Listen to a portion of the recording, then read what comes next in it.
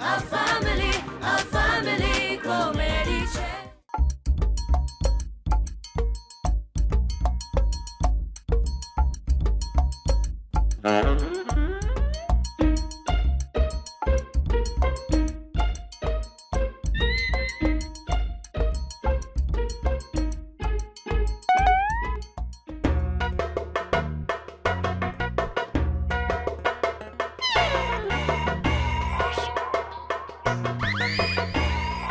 શું પપ્પા આજે ફિલ્મ સિટી ચેનલ ઉપર આખો દિવસ અમિતાભની ફિલ્મો દેખાડવાના છે.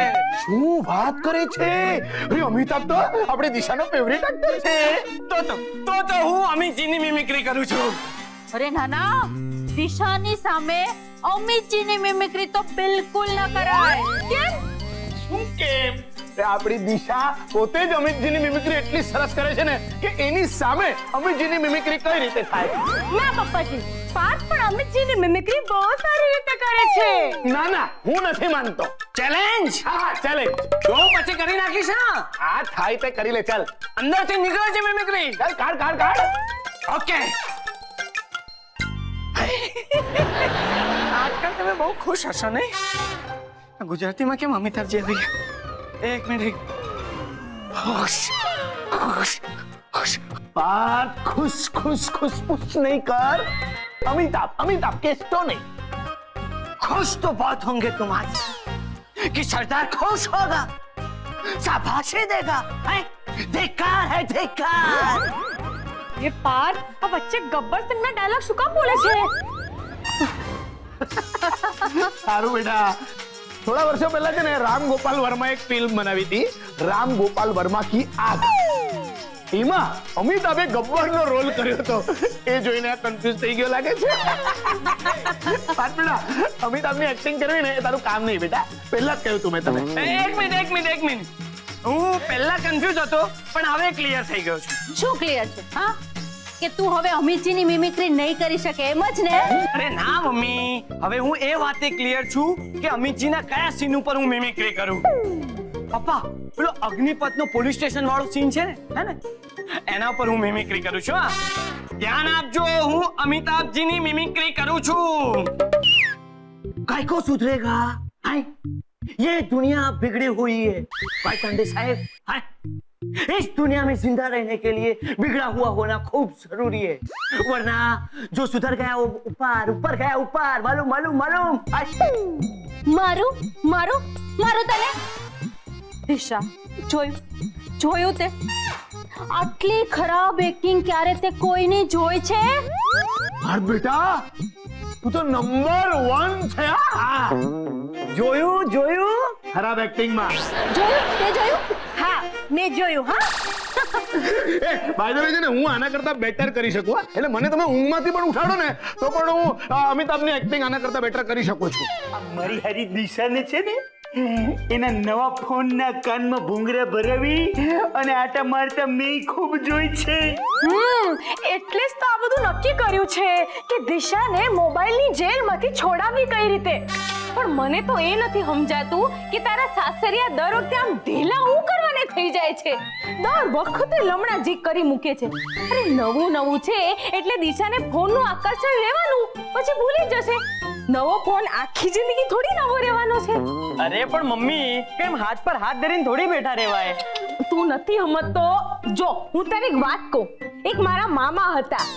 જેમ દિશાને ફોનનું વળગણ છે ને એવી રીતે મારા મામાને પલંગનું વળગણ હતું. હું બોલી તું? હા, પલંગનું વળગણ. એક વ્હાઈટ કલરનો સનમાઇકા વાળો પલંગ મામાએ ખરીદ્યો હતો. પણ પછી મામા તો એ પલંગના ગુલામ જ થઈ ગયા.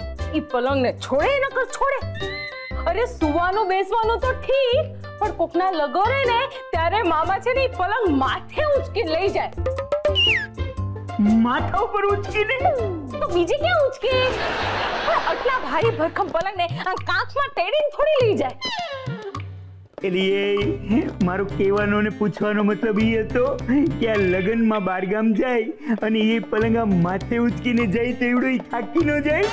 થાક તો લાગે, પણ જેવો થાક લાગે ને એ પલંગ તરત હેઠે ઉતારી દે અને પલંગ ઉપર લાંબા થઈને સૂઈ જાય.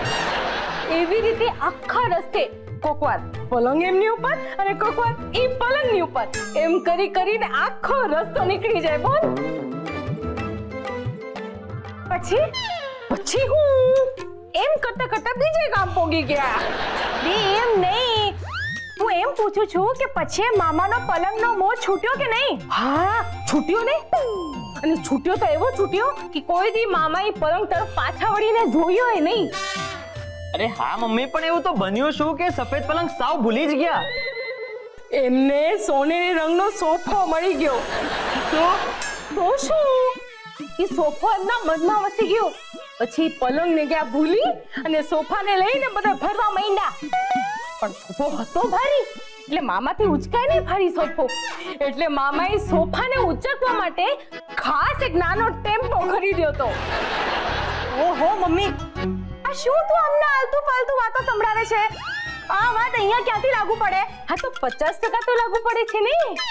જેવી રીતે મામાને સોફા અને પલંગ વગર નહોતું હાલતું, એવી રીતે દિશાને પણ ફોન વગર નથી હાલતું. સમજ્યા? પણ તોય હજી મને એવું લાગે છે કે તમે લોકો આ દિશાને કેસમાં ખોટી માથાકૂટ કરો છો.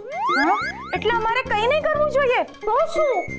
હવે આટલી બધી મહેનત થોડી કરવાની હોય. થોડા દિવસ થશે ને એટલે દિશા આપમેળે ઠેકાણે આવી જશે. હું તો કહું છું કે દિશાને કંઈ થયું જ નથી. પાર્થ બહુ ચિંતા કરે છે, પણ મને ખબર છે કે દિશા જરૂર નાટક કરી રહી છે. એના પર કોઈ ધ્યાન નથી આપતું ને, એટલે આવા બધા ગતગડા કરી રહી છે, જેનાથી બધા એની ચિંતા કરે, એની ફિકર કરે, એની આસપાસ ફરે. ના ના બેની, સાવ એવું નથી. મેં હમણાં જ દિશાને જોઈ હતી, આમ ટેન્શન ફ્રી થઈને આમ કાનમાં હેડફોન્સ લગાડીને ચાલતા રસ્તો ક્રોસ કરતી હતી. ટ્રાફિક ના ઠેકાણે.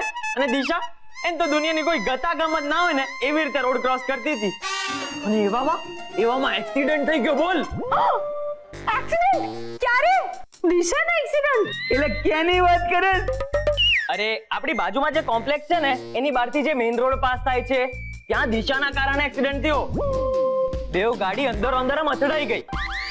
આ દિશા કાનમાં હેડફોન્સ લગાડીને ચાલતી હતી એટલે એને તો હોર્ન સંભળાવવાના નથી. વાહ મમ્મીજી, તાશી શું એકદમ પરફેક્ટ આઈડિયા છે. એટલે એ પાર્થ, હજી હું તને કહું છું, આ ફેશન શો પર જરા કેટલુંક વિચારી લે. આના કરતા કોઈ બીજો ઉપાય? ના પપ્પાજી, આ ફાઇનલ છે ઉપાય. Fashion show final. અરે હિટ થશે, એકદમ હિટ, ધમાકેદાર. તમે લોકો એ વિચારો કે ફેશન શો માં શું પહેરશો.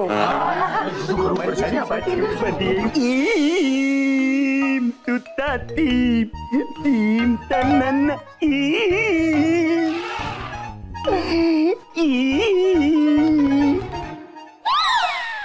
આજો કેવો લાગુ છું?